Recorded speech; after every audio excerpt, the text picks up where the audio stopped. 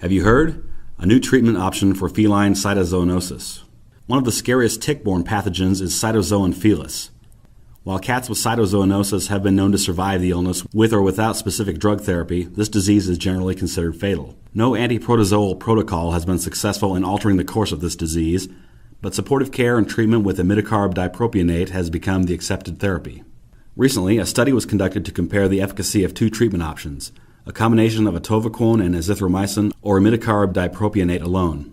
In a preliminary study, use of this combination of an antimalarial and antibacterial drug was encouraging. 80 cats with acute cytauxzoonosis from a variety of veterinary clinics in 5 endemic states participated in this study.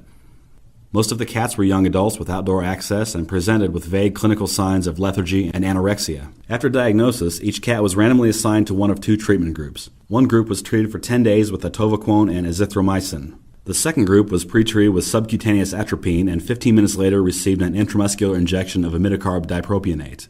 The injection procedure was repeated 7 days later. The cats were discharged when they were afebrile and eating voluntarily. All therapies were recorded and medical records were provided to the study authors. Anticoagulated blood samples were used for PCR identification of C. felis.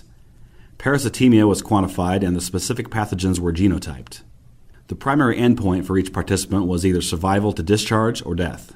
The findings revealed that 60% of the cats treated with the atovaquone-azithromycin combination survived, as compared with only 26% of those in the imidacarb treatment group.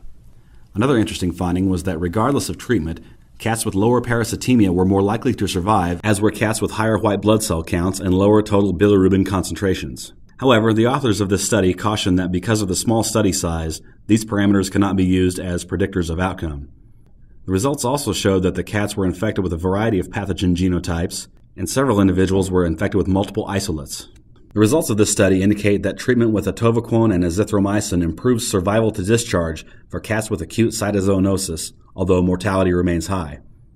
As noted by the authors, the high rate of mortality associated with this infection should prompt veterinarians to focus their efforts on prevention by minimizing cats' exposure to ticks.